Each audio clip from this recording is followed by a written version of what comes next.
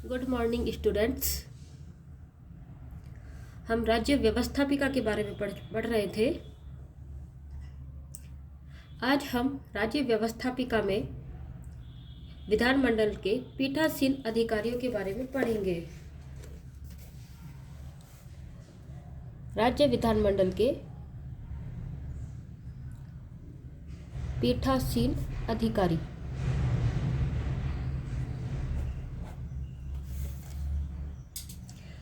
राज्य विधानमंडल के प्रत्येक सदन का अपना पीठासीन अधिकारी होता है। विधानसभा के लिए अध्यक्ष एवं उपाध्यक्ष और विधान परिषद के लिए सभापति एवं उपसभापति होते हैं। ये राज्य विधानमंडल के पीठासीन अधिकारी कहलाते हैं। विधानसभा के लिए अध्यक्ष और उपाध्यक्ष और विधान परिषद के लिए सभापति और उपसभापति। विधानसभा के लिए सभापति का पैनल एवं परिषद के लिए उपाध्यक्ष का पैनल भी नियुक्त होता है। विधानसभा अध्यक्ष।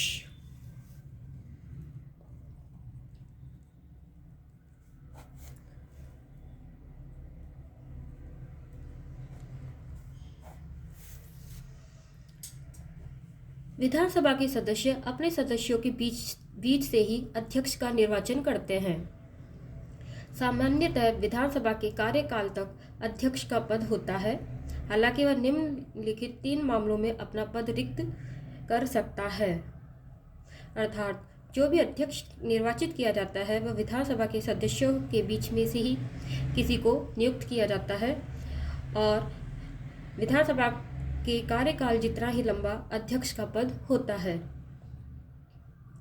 लेकिन कुछ 3 मामले ऐसे हैं जहां पे उसे अपना पद रिक्त करना होता है।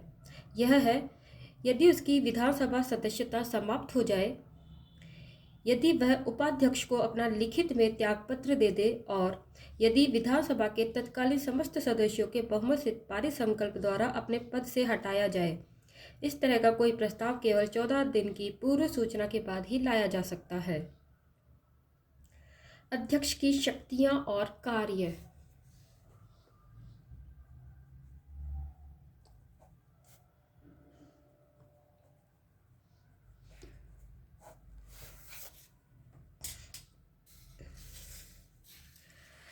अध्यक्ष की शक्तियों कार्यों में कार्यवाही एवं अन्य कार्यों को सुनिश्चित करने के लिए वह व्यवस्था एवं शिष्टाचार बनाए रखता है। यह उसकी प्राथमिक जिम्मेदारी है और इस संबंध में उसकी शक्तियां अंतिम है। इसके अलावा वह यह प्रक्रिया है कि भारत के संविधान का या सभा के नियमों एवं कार्य संचालन की कार्यवाही में या विधानसभा में इसकी पूर्व परंपराओं का के उपबंधों का अंतिम व्यायाकर्ता अध्यक्ष ही होता है। कोरम की अनुपस्थिति में वह विधानसभा की बैठक को स्थगित या निलंबित कर सकता है। प्रथम मामले में वह मत नहीं देता, लेकिन बराबर मत होने की स्थिति में वह निर्णायक मत देता है। सदन के नेता के आग्रह पर वह गुप्त बैठक की अनुमति प्रदान कर सकता है। वह इस बात का निर्णय करता है कि कोई विधेयक वित्त विधेयक है या नहीं। इस प्रश्न का अंतिम निर्णय उसी का होगा। 10वीं अनुसूची के उपबंधों के आधार पर किसी सदस्य की निर्भरता को लेकर उठे किसी विवाद का फैसला विधानसभा का अध्यक्ष ही देता है। वह विधानसभा की सभी समितियों के अध्यक्ष की नियुक्ति करता है और उनके कार्यों का पर्यवेक्षण भी करता है। वह स्वयं कार्य मंत्रणा समिति, नियम समिति एवं सामान्य उद्देश्य समिति का अध्यक्ष होता है। इस प्रकार विधानसभा अध्यक्ष सदन का शिष्टाचार बनाए रखता है,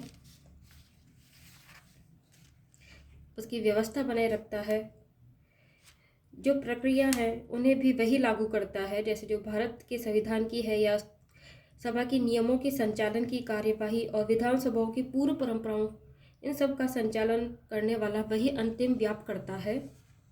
कोरम की अनुपस्थिति में विधानसभा की बैठक को स्थगित या निलंबित अध्यक्ष ही करता है।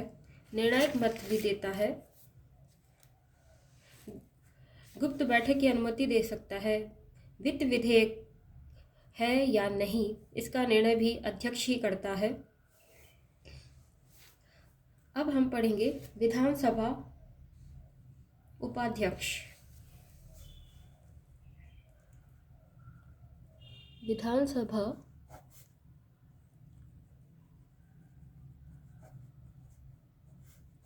उपाध्यक्ष। अध्यक्ष की तरह ही विधानसभा के सदस्य उपाध्यक्ष का चुनाव भी अपने बीच से ही करते हैं। अध्यक्ष का चुनाव संपन्न होने के बाद उसे निर्वाचित किया जाता है, अर्थात उपाध्यक्ष भी विधानसभा के सदस्य अपने बीच में से ही निर्वाचित करते हैं। अध्यक्ष की तरह ही उपाध्यक्ष भी विधानसभा के कार्यकाल तक अपने पद पर बना रहता है, हालांकि वह समय से पूर्व भी 3 मामलों में अपना पद छोड़ सकता है। ये 3 मामले हैं: यदि उसकी विधानसभा सदस्यता समाप्त हो जाए, यदि वह अध्यक्ष को लिखित इस्तीफा दे दे, यदि विधानसभा सदस्य बहुमत के आधार पर उसे हटाने का संकल्प पारित कर दे। यह संकल्प 14 दिन की पूर्व सूचना के बाद ही लाया जा सकता है। यह उल्लेखनीय है कि विधानसभा अध्यक्ष अपना त्यागपत्र उपाध्यक्ष को देता है और विधानसभा उपाध्यक्ष अपना त्यागपत्र विधानसभा अध्यक्ष को देता है। उपाध्यक्ष अध्यक्ष की अनुपस्थिति में उसके सभी कार्यों को करता है।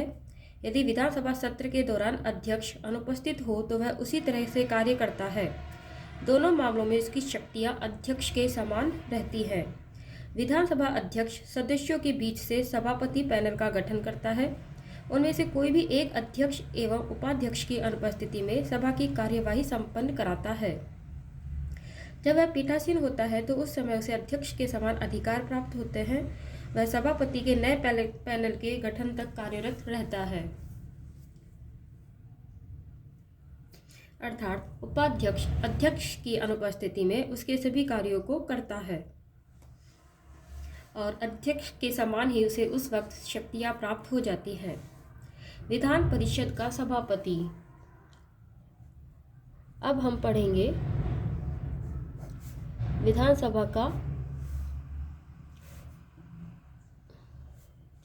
विधान परिषद का सभापति।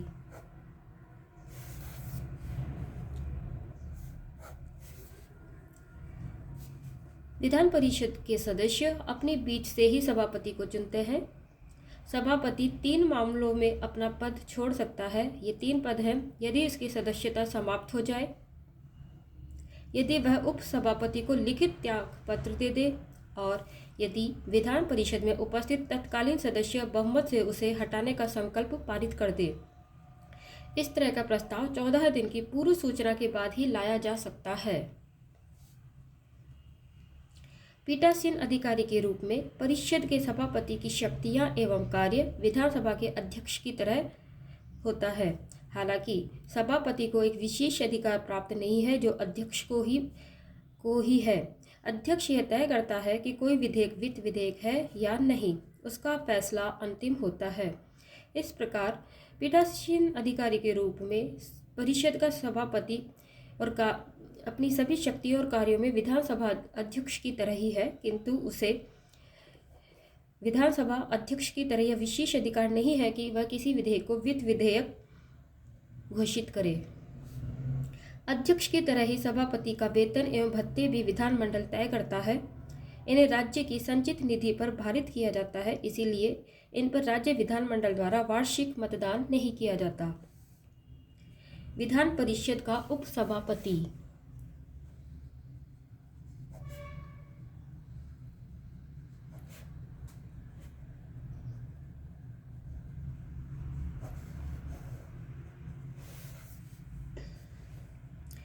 सभापति की तरह ही उपसभापति को भी परिषद के सदस्य अपने बीच से ही चुनते हैं।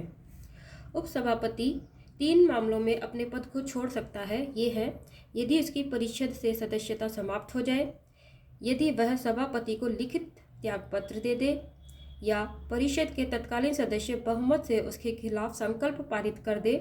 इस तरह का संकल्प 14 दिन की पूर्व सूचना से ही लाया जा सकता है। सभापति की अनुपस्थिति में उप सभा अध्यक्ष ही कार्यभार संभालता है। परिषद की बैठक के दौरान सभापति के न होने पर वह उसी तरह से काम करता है। दोनों ही मामलों में उसकी शक्तियां सभापति के समान रहती हैं। सभापति सदस्यों के बीच से ही उप सभाध्यक्षों की सूची जारी करता है। सभापति और उप सभापति की अनुपस्थिति में उनमें कोई भी कार्यभार संभाल सकता है। वह उप सभाध्यक्षों की नई सूची जारी करता है तथा उप सभाध्यक्ष नई सूची तक के कार्य वह करता है। यह राज्य व्यवस्थापिका का पार्ट 5 था। धन्यवाद।